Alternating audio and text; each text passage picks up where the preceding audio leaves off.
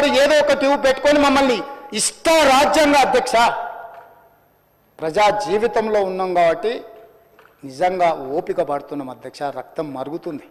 ఏంది భాష అది అధ్యక్ష? కుటుంబ సభ్యులను అంతేసి మాటలు అంటుంటే అసలు మీరు మనుషులా అని నేను వాళ్ళని అడగదలుచుకున్నా అధ్యక్ష. మీకు భార్య బిడ్డలు లేరా? తల్లిదండ్రులు లేరా? మీ అమ్మనో నీ చెల్లినో నీ భార్యనో ఈ రకంగా మాట్లాడితే నువ్వు ఇంతవా నేను అడుగుతున్న ట్విట్టర్లో పెట్టినోని అరెస్టును ఖండించినోని. నా భార్య నా బిడ్డను తిడితే నాకు నొప్పి అవుతుంది కానీ నీకు ఒక ఆడపిల్లను అవమానిస్తుంటే నీకు నొప్పి కాదా? ఏ సంస్కృతిలో ఉన్నారని నేను అడుగుతున్నా అధ్యక్ష. తోడుకలు తీస్తే అధ్యక్ష ముఖ్యమంత్రిగా చెప్తున్న ఒక్కనొక్కని బట్టలు ప్రదేశం రోడ్డు మీద తిప్పిస్తా అధ్యక్ష. అందుకే అధ్యక్ష తమరు కూడా అక్కడి నుంచి ఆదేశాలు ఇవ్వండి. దీని మీద చర్చ జరగాలి. మీడియా మిత్రులకు కూడా నేను అడుగుతున్నా, మీ సంఘాలు ఏవైతున్నాయో సంఘాల నాయకులను కూడా అడుగుతున్నా, ఎవరో జర్నలిస్టులు లిస్ట్ ఇవ్వండి. జర్నలిస్ట్ అనే పదానికి డెఫినేషన్ ఏందో ఇవ్వండి, ఆ లిస్ట్ ఇవ్వండి.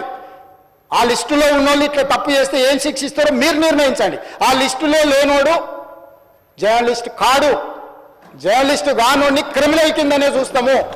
ఆ క్రిమినల్స్ని ఎట్లా జవాబు చెప్పాలనో గట్లనే చెప్తాం. ముసుగేసుకొని వస్తే ముసుగు ఊడవికి బట్టలు గుడ్డలు ఊడదీసి కొడతా అని చెప్తున్నా. నేను తమాషా చేయొద్దు. నేను కూడా మనిషిని, నాకు చీము నెత్తురుంది.